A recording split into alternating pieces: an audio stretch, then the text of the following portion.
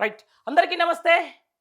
నేను మీ జర్నలిస్ట్ పండరి. మొత్తానికైతే కాళేశ్వరం పేరిట ఈ ప్రభుత్వం చేస్తున్నటువంటి హంగామా, కాళేశ్వరంపై ఈ ఈ రేవంత్ సర్కార్ ఆడుతున్నటువంటి నాటకాలకు హైకోర్టు అయితే తెరలేపిందనే స్పష్టం చేయొచ్చు. ఏదేమైనా కూడా తెలంగాణ జలశిఖరం కాళేశ్వరంపై ఏదైతే ఏసినటువంటి పీసీ ఘోష్ కమిషన్ ఏదైతే ఉందో దానికి సంబంధించిన దాని మీద ఈరోజు హైకోర్టు కీలకమైన తీర్పిచ్చింది. ఈ తీర్పులో భాగంగా పీసీ ఘోష్ కమిషన్ నివేదిక ఆధారంగా ఎలాంటి చర్యలు చేపట్టవద్దని చెప్పేసి అప్పుడున్నటువంటి ముఖ్యమంత్రి, ఆ తర్వాత మంత్రి హరీష్ రావు మీద ఎలాంటి చర్యలు చేపట్టవద్దని హైకోర్టు స్పష్టం చేసింది. దాంతోపాటు ఈ పీసీ ఏదైతే ఉందో పీసీ ఘోష్ కమిషన్ విచారణ పేరిటలో లేకపోతే కమిషన్ ఎలాంటి నిబంధనలు కూడా పాటించకుండా ఈ యొక్క నివేదిక ఇచ్చిందని చెప్పేసి హైకోర్టు స్పష్టం చేసింది. దీనికి సంబంధించిన మనతో మాట్లాడేందుకు బీఆర్ఎస్ లీగల్ సెల్ సుప్రీమో ఎవరైతే ఉన్నారో సోమ భరత్ గారు మనతో ఉన్నారో, ఆయనతో అడిగి మరిన్ని విషయాలు తెలుసుకునే ప్రయత్నం చేద్దాం.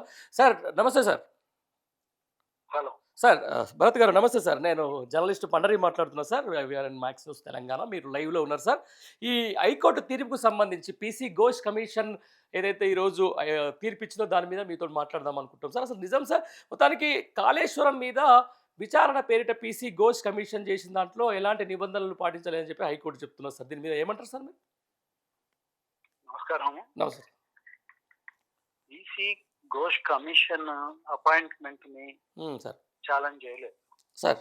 సార్ ఈసీ ఘోష్ కమిషన్ ని నిర్వహించిన పద్ధతి ఏదైతే ఉందో commission of enquiry act section 8 కి భిన్నంగా పూర్తిగా దాన్ని సార్ పాటించకుండా చేసినారు అనేది సార్ కోర్టు ముందు షికాయత్. Okay sir. కోర్టు ఫిర్యాదు అది. Okay sir. ఆ ఫిర్యాదుని ఇవాళ కోర్టు ఆమోదించింది.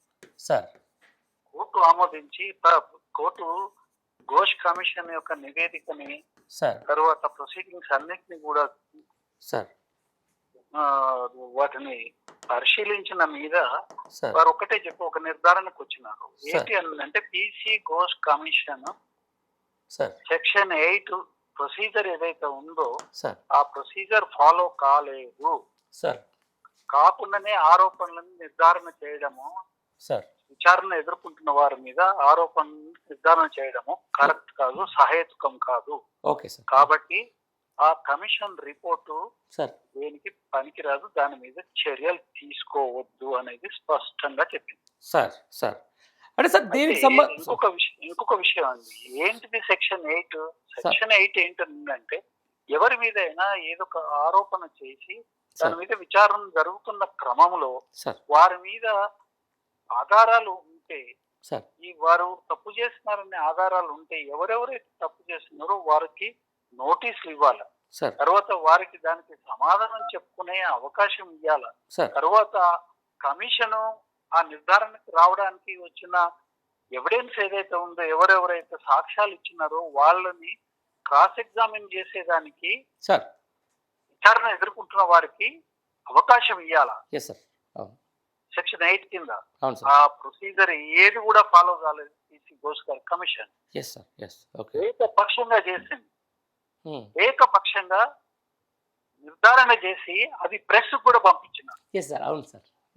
తద్వారా ఏమైందంటే విచారణ సరిగా లేకుండానే ఆరోపణలని నిర్ధారణ చేసి కేసీఆర్ గారి మీద మా మీద బురద జల్లడం జరిగింది అనేది ఇవాళ కోర్టు ముందు ఉన్న పిటిషన్. అది కేసీఆర్ గారిదైనా హరీష్ రావు గారిదైనా తర్వాత మిగతా వారిది ఎవరిదైనా కానీ దాంట్లో ఉన్న ఫిర్యాదు, అది దాంట్లో ఉన్న కంప్లైంట్, అది ఆ కంప్లైంట్ ని ఇవాళ హైకోర్టు ఆమోదించింది.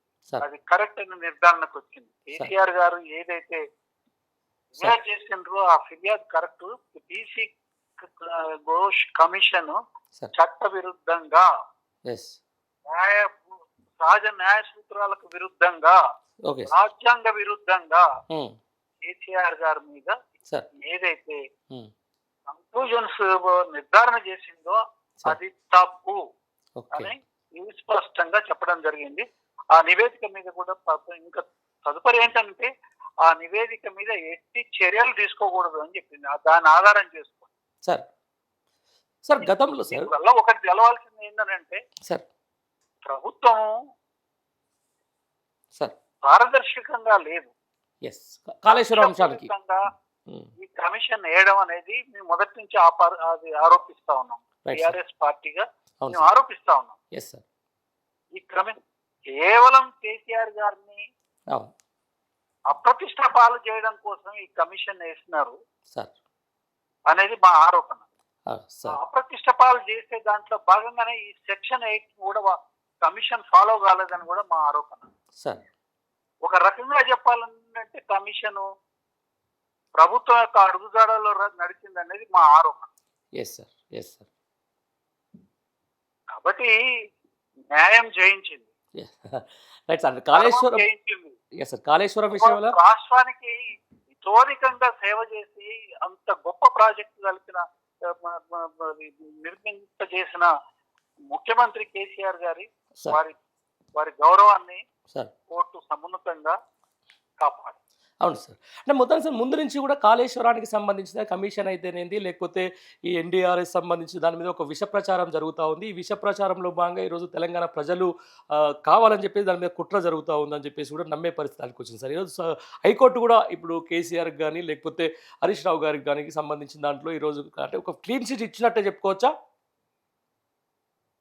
అసలు ఆ ఆరోపణలు ఇప్పుడు ఆ నివేదిక ఏదైతే ఉందో సార్ దాని మీద చర్య తీసుకోవడానికి వీలు లేదు. ఆ నివేదిక సరైన పద్ధతిలో చేయలేదు.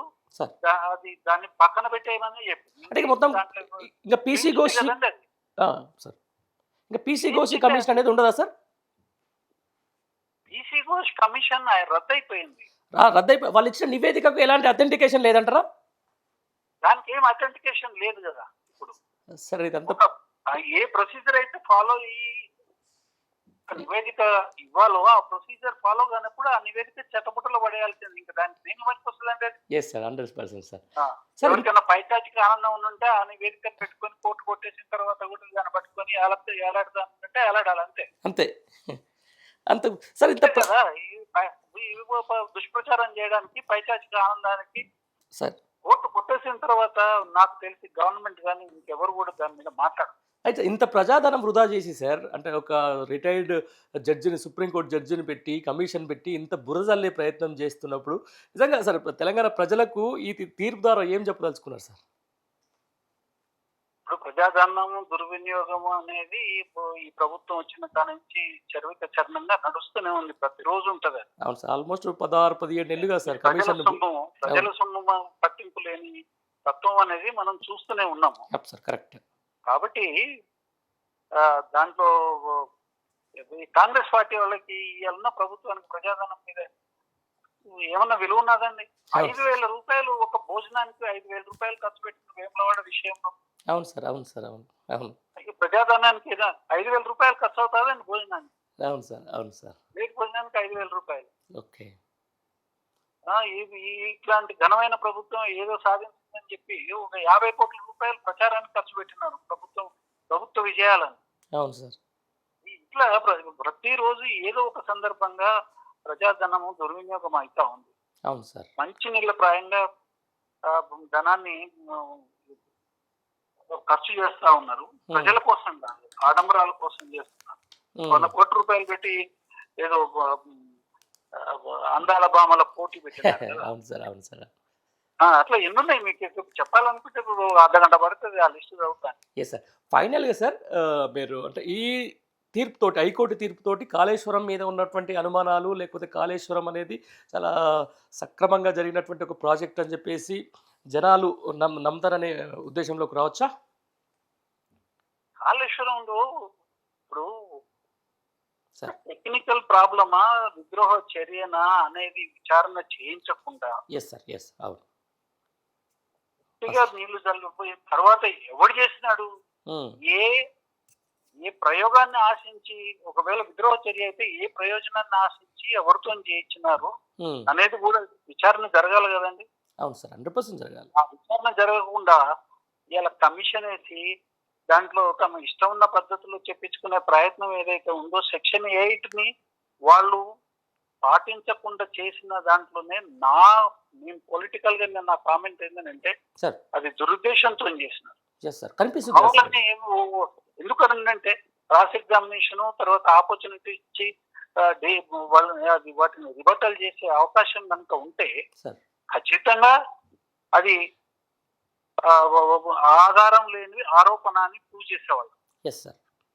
అది అది ఆ అవకాశం ఇస్తే అది జరుగుతుందనే ఆ అవకాశం ఇవ్వకుండా చేస్తున్నారు. ఓకే. కనీసము ఇప్పుడు అది ఓపెన్ ఎంక్వైరీ అండి. ఓపెన్ ఎంక్వైరీకి జనాన్ని రానియలేదు, అవును సార్. చేసినారు. అవును సార్. దానికి కేసీఆర్ గారు కూడా డైరెక్ట్ హాజరైనరు. హరీష్ రావు కూడా డైరెక్ట్ హాజరైనరు. అది ప్రజల మధ్య కూడా అదనపడం విషయంలో కాదు నేను అనేది. సార్. కమిషన్ ఏదైతే పద్ధతిని పాటించిందో అది పూర్తిగా న్యాయ సూత్రాలకు విరుద్ధంగా చేసింది. Okay. Okay. Commission public enquiry అండి అది. కమిషన్ ఆఫ్ ఎంక్వైరీస్ కింద it is a public enquiry. అవును సార్. అవును. పబ్లిక్ ఎంక్వైరీకి లాయర్లు కానీ జర్నలిస్టులు కానీ అందరు పోయేదానికి అవకాశం ఉంటుంది. అవును సార్. అవును. అవును. రానివ్వలేదు. ఒక రోజు మేము పోతే అబ్జెక్షన్ రేజ్ చేశారు. నేను చెప్పిన రాసి అండి మీరు. అవును సార్. మాకు ఒక రిటర్న్ ఆర్డర్ ఇవ్వండి. We will not sit here, we will challenge it sir. ఆ రోజుకి రానిచ్చారు, మళ్ళీ తర్వాత బంద్ పెట్టారు. ఓకే. సో ఈ రకమైన ఒక అనుమానాస్పదమైన పద్ధతుల్లో కమిషన్ ఆఫ్ ఎంక్వైరీ నడిచింది. Okay sir. ఈ జడ్జిమెంట్ కన్నా ముందే, కోర్టు తీర్పు కన్నా ముందే మేము అనేక సందర్భాల్లో దీని మీద మాట్లాడాము సార్. ఇవాళ కోర్టు తీర్పిచ్చింది, అది సెక్షన్ 8 ని ఫాలో చేయలేదు కమిషన్. సార్. ఆ తర్వాత సహజ న్యాయ సూత్రాలు ఏదైతే ఉన్నాయో, principles of natural justice follow కాలేదు. సార్. కాబట్టి ఆ నివేదికను ఫాలో చేయొద్దు, దాని మీద ఆధారపడి ఏ చర్యలు తీసుకోకూడదు అనేది స్పష్టమైన జడ్జిమెంట్ ఇచ్చింది. అవును సార్. Right sir. మొత్తానికి జడ్జిమెంట్ కాపీ ఇంకా మాకు అందుబాటులోకి రాలేదు. రైట్. జడ్జిమెంట్ కాపీ వచ్చిన తర్వాత ఇంకా వివరంగా మాట్లాడవచ్చు. Right sir. Thank you sir. Thank you Bharat sir.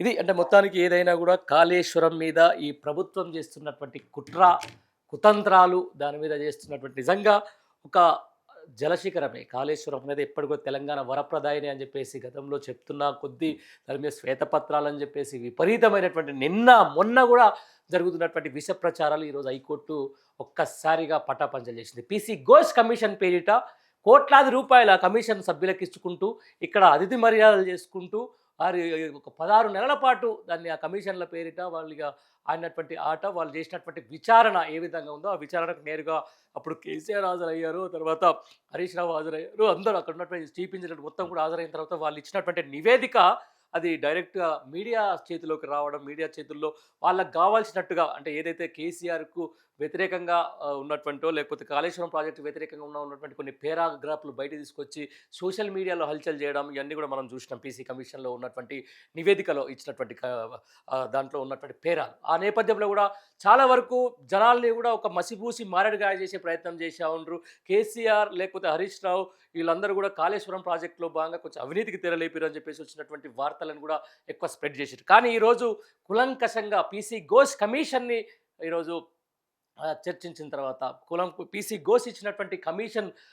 Ghosh commission ఇచ్చినటువంటి నివేదికని ఒక్కసారి ఆ యొక్క ఎంక్వైరీకి సంబంధించినటువంటి విలువలు పాటించకుండా వాళ్ళు చేసిన ఎంక్వైరీ విధానాన్ని ఈరోజు హైకోర్టు తప్పుపట్టింది. దీన్ని ఎట్టి పరిస్థితుల్లో అథెంటికేషన్ తీసుకున్న తర్వాత దీని మీద ఇచ్చినటువంటి వివరణ మీద కేసీఆర్ కానీ లేకపోతే హరీష్ రావు మీద చర్యలు చేపట్టేది లేదని చెప్పేసి కూడా హైకోర్టు స్పష్టం చేసిన నేపథ్యంలో అదే పెట్టినాం. కాళేశ్వరంపై ఘోష్ కమిషన్ ఇచ్చిన వివరణ ఏదైతే ఉందో, లేకపోతే దానికి సంబంధించినటువంటి పీసీ ఘోష్ కమిషన్ ఇచ్చినటువంటి విచారణ తర్వాత జరిగినటువంటి పరిణామాలు అవన్నీ కూడా మనం ఒకసారి చూస్తే నివేదిక ఏదైతే ఉందో ఆ నివేదిక అనేది పూర్తి స్థాయిలో అసంబద్ధమైన నివేదిక. ఎట్టి పరిస్థితుల్లోనూ కూడా నిబంధనలు పాటించలేని ఒక నివేదిక ఇచ్చింది పీసీ ఘోష్ కమిషన్. కాళేశ్వరం అవకతవకలపై ఎట్టి పరిస్థితుల్లోనూ కూడా ఈ నివేదిక అనేది చెల్లదు. ఇకపై అది చెల్లాలని పీసీ ఘోష్ ఇచ్చినటువంటి నివేదిక చెత్తబుట్టల పాలు కావాల్సిందే అని చెప్పేసి కూడా హైకోర్టు స్పష్టం చేసిన నేపథ్యంలో కాళేశ్వరం మీద చేస్తున్నటువంటి మరో కుట్ర, ఇలాంటి కుట్రలు ఎన్నో చేసుకుంటూ వస్తున్నట్టు ఈ ప్రభుత్వానికి గట్టి ఎదురు దెబ్బ అని చెప్పేసి కూడా ఈ సందర్భంగా మనం స్పష్టం చేసుకోవచ్చు.